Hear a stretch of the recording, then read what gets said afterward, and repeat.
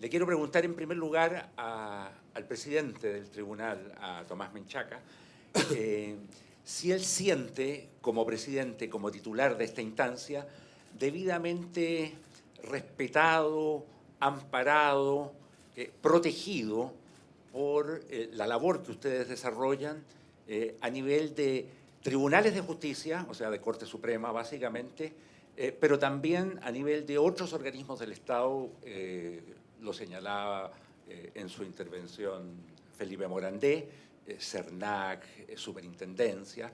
Si ustedes sienten que la labor que ustedes desarrollan es debidamente respetada y amparada.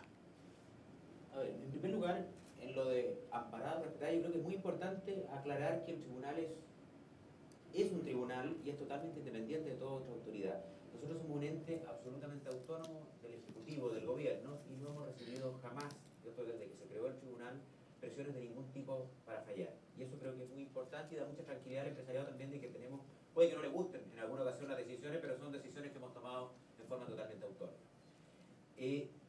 Respecto de, y yo creo que también hemos tratado, creo que con total éxito, de mantenernos totalmente ajenos a las presiones que puedan venir de la opinión pública, de la prensa, etc. Nosotros cuando conocemos un caso, a mí me enseñaron cuando estudiaba Derecho Procesal que lo que no está en el expediente no existe. Nosotros tenemos que fallar en mérito de lo que está allí acreditado, y nada más, y nada menos. Ya, pero se sienten comprendidos. Yo creo que, a ver, yo creo que en el empresariado hay... Porque una cosa es ser autónomo y otra cosa es ser entendido, comprendido. Perfectamente. Yo creo que son dos temas. Es muy importante tener autonomía precisamente para ser respetados y comprendidos. Yo creo que a lo largo de estos más de 10 años, desde que existe el tribunal, se ha ido cada vez insertando en nuestra sociedad una cada vez mayor cultura de la competencia. Cuando nosotros empezamos a operar, a funcionar, la verdad es que muchos no comprendían, había muchas prácticas que no eran correctas en el empresariado y que eran consideradas como normales, que no había una conciencia de licitud. Hoy día cada vez es más claro qué es lo que se puede y no se puede hacer, a pesar de que siempre esto no es fácil, ni siquiera para nosotros que se supone que somos especialistas. En los casos de abuso hay que aplicar la regla de la razón, una misma conducta en un mercado puede ser ilícita, en otra no serlo. El tema no es sencillo, pero yo creo que la comprensión hacia nuestra actividad y hacia la importancia de respetar las normas de defensa de la libre competencia para nuestro país y para las propias empresas es cada vez mayor. Yo creo que todavía creo que se puede avanzar mucho más. Todavía creo que la conciencia tiene que ir aumentando el día que todos los ciudadanos, tanto consumidores como empresarios, entiendan que respetar las normas de defensa de la libre competencia nos conviene a todos y le conviene al país y va a ser la fuente para que el país siga creciendo. En ese momento yo podría darme por totalmente tranquilo de que somos totalmente comprendidos. Yo creo que cada vez es más, pero siempre hay críticas, no tanto a un fallo en que obviamente somos seres humanos, nos podemos equivocar en alguna ocasión, pero más a la labor, la importancia de la labor de proteger la libre competencia. Yo creo que cada vez la comprensión es mayor. Muchas gracias.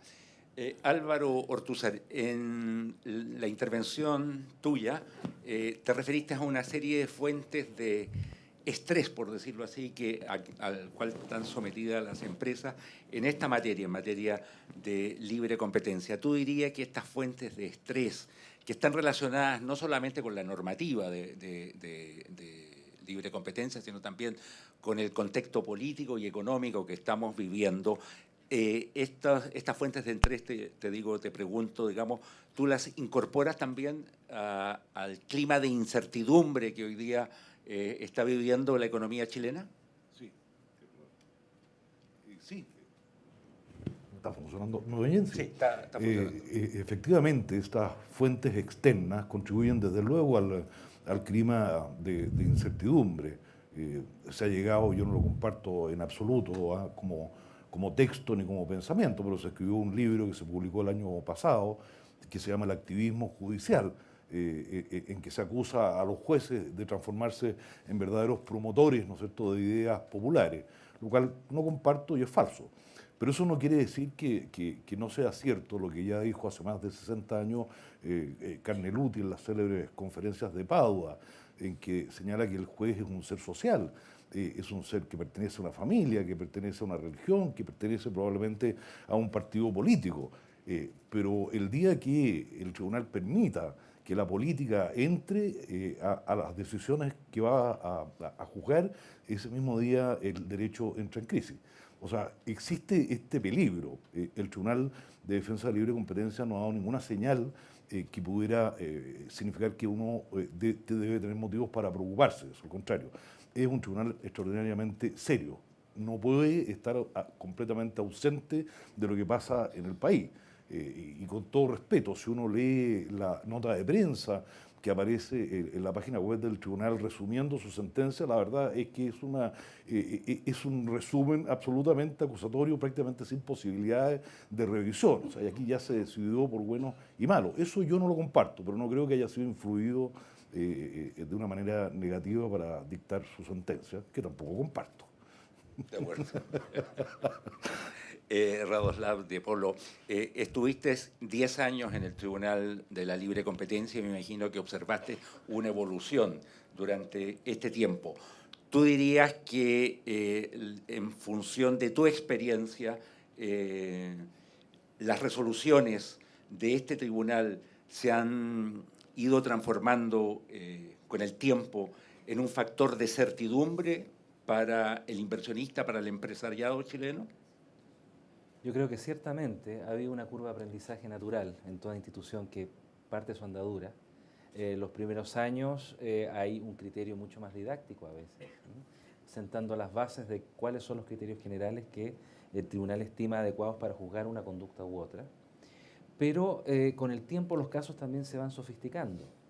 La defensa, la argumentación es más técnica también, es más a fondo, se entra a capas más profundas de discusión y en consecuencia los fallos son más complejos, son más técnicos y por lo tanto, si bien claramente dicen sí o no, esta conducta es o no es lícita y por lo tanto mandan una señal clara al mercado, toda la argumentación que está detrás, tanto de las partes como del tribunal, son susceptibles de discusión. Bien lo decía Felipe, si los precios están arriba de colusión, claro. Si hay monopolios, están en medio de colusión, si están abajo de precios predatorios.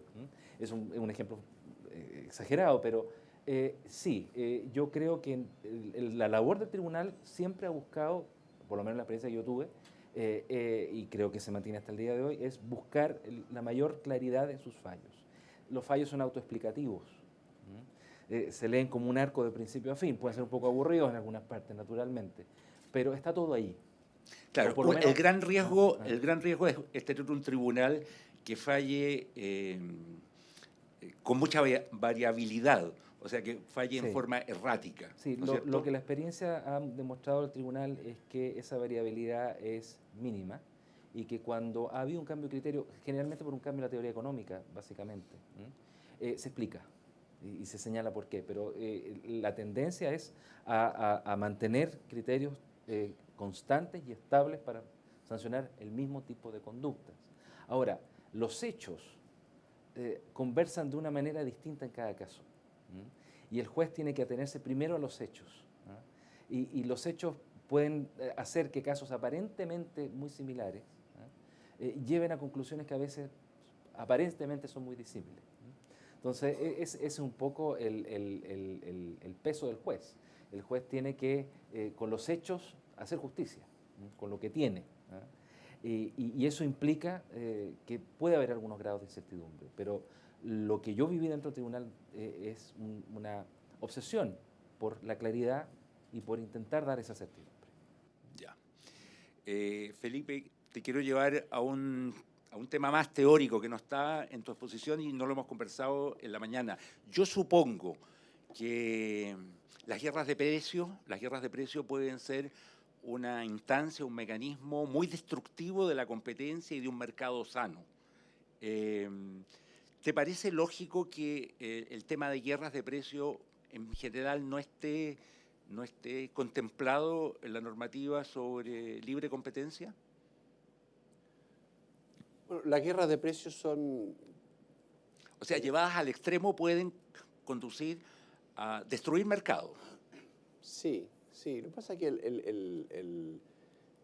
el sentido de una legislación de defensa de la libre competencia va en la dirección de proteger al consumidor. Es el bien No al que se productor. desea preservar. Básicamente al consumidor y a su bienestar, que representa un poco el bienestar de la sociedad.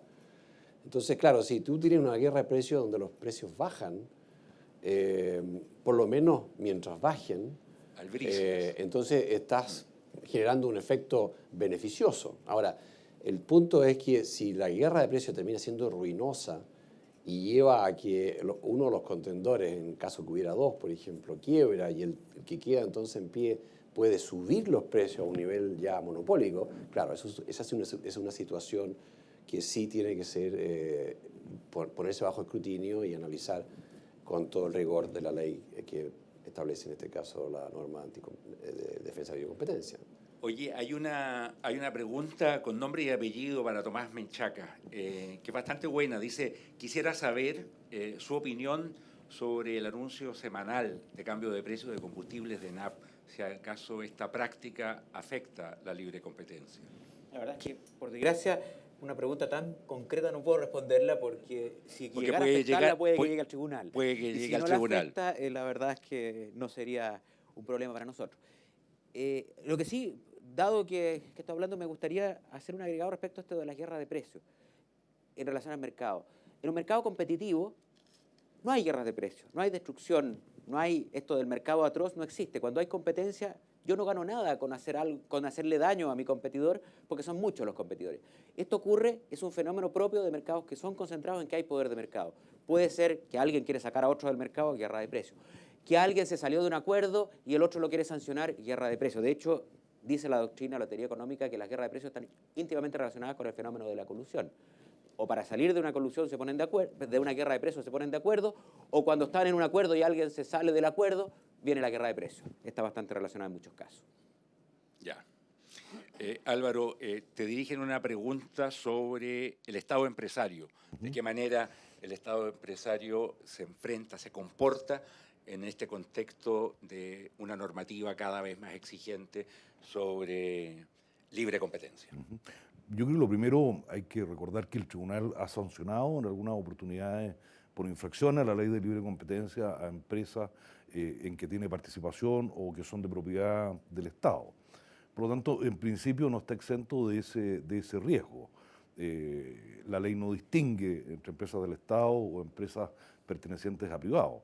Lo que sí considero que es mucho más peligroso es como parte del abandono persistente de la institucionalidad, cada vez se oye con más frecuencia la necesidad de crear empresas del Estado para actividades que son hoy día desarrolladas por los particulares. Se va a crear una AFP del Estado, ISAPRES del Estado, etc. Entonces, desde ese punto de vista, pareciera ser que uno ya intuye por dónde iría el cambio constitucional para debilitar el derecho a propiedad y el derecho a desarrollar libremente actividades económicas. El Estado es el mayor empresario de Chile, en Chile, y el mayor empresario de cualquier país del mundo. Tiene un bolsillo inacabable, tiene toda la información privilegiada que sea necesaria, no quiebra. ¿Cómo en esas condiciones podría el Estado, desatendiendo el principio de subsidiariedad, entrar a competir con los particulares? Yo lo veo realmente difícil y muy desaconsejable. Radoslav, te quería llevar a un tema no estrictamente jurídico, sino más bien tiene una dimensión casi política, ¿no? Tú dirías, y apelo nuevamente a tu experiencia como magistrado, como integrante del Tribunal de la Libre Competencia, si a nivel público, a nivel de opinión pública, tú sientes que el trabajo de esta instancia está legitimado, reconocido,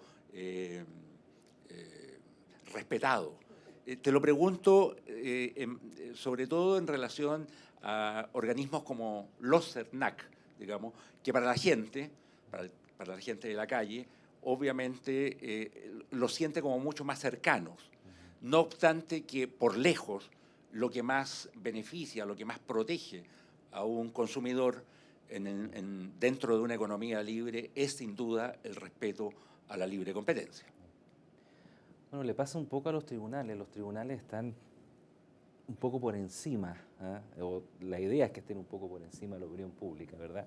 Para que no se produzca el riesgo que señalaba Álvaro. Y en ese sentido, el tribunal ha hecho una labor que es reconocida, pero que se visibiliza solamente cuando un fallo de relevancia pública tiene eco en la prensa y en los medios.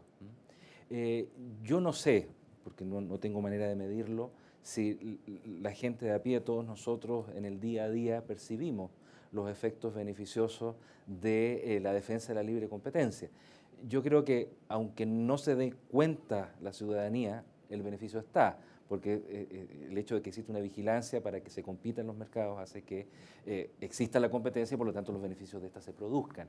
Pero a nivel de conciencia individual, yo creo que todavía podría faltar mucho por hacer, sobre todo en materia de lo que se denomina advocacy, que es la promoción de la competencia, y en eso la Fiscalía tiene una labor muy importante que hacer.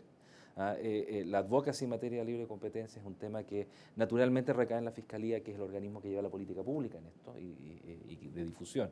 Que un tribunal esté difundiendo los beneficios de la libre competencia no conversa muy bien con su De hecho, hay más función. temperatura en el trabajo de la Fiscalía.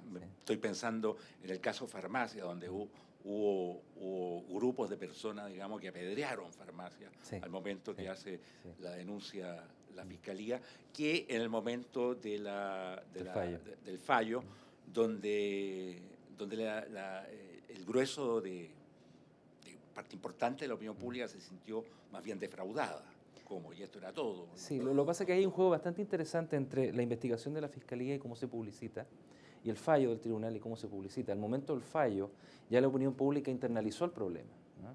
Y muchas veces incluso, y en esto podría estar de acuerdo con Álvaro, la opinión pública incluso prejuzga, ¿no? Y es por eso que la labor del tribunal es tan importante en el sentido de mantener la cabeza fría y hacer lo que tiene que hacer, que es revisar los hechos, argumentar, explorar y desde el expediente hacer justicia. Felipe, en términos teóricos, una economía donde se respeta la libre competencia es una economía más eficiente, una economía, ¿hay mayor productividad en esa economía? Sí, eso habla de uno de los teoremas fundamentales del bienestar de Arrow, que dice que cuando una economía es plenamente competitiva se alcanza un óptimo de Pareto, que es un óptimo social, en cierta forma. Eso es teoría, en realidad.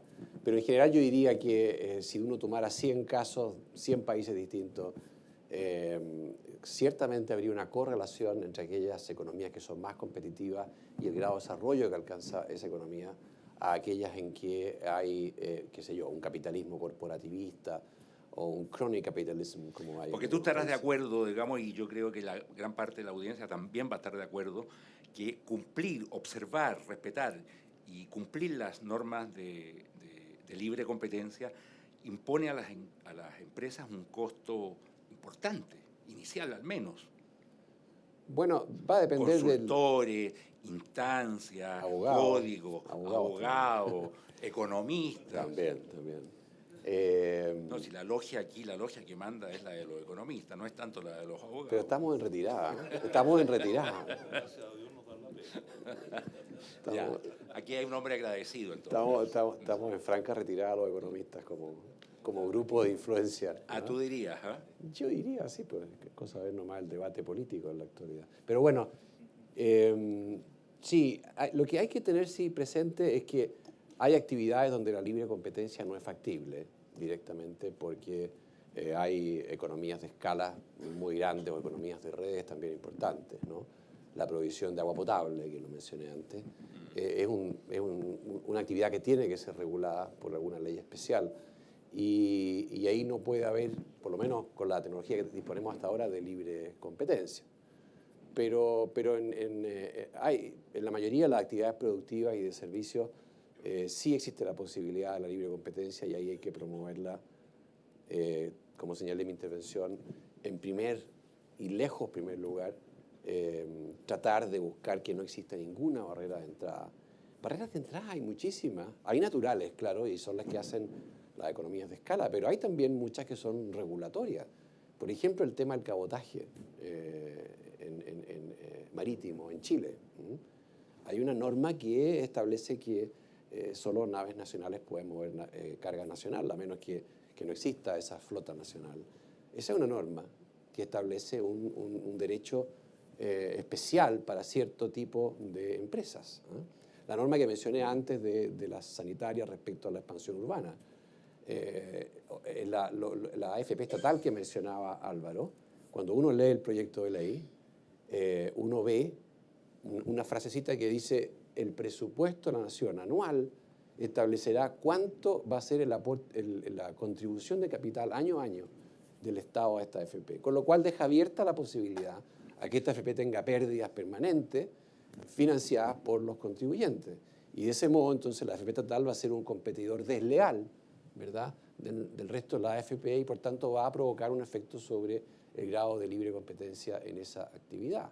Entonces estamos llenos de restricciones ficticias, a veces con alguna justificación de otro orden, que entorpecen la libre competencia. Entonces yo creo que junto con establecer normas que sean estrictas en el cumplimiento de las leyes al respecto, también tenemos que tener una visión de políticas públicas que favorezca desde todo punto de vista eliminar barreras artificiales de entrada.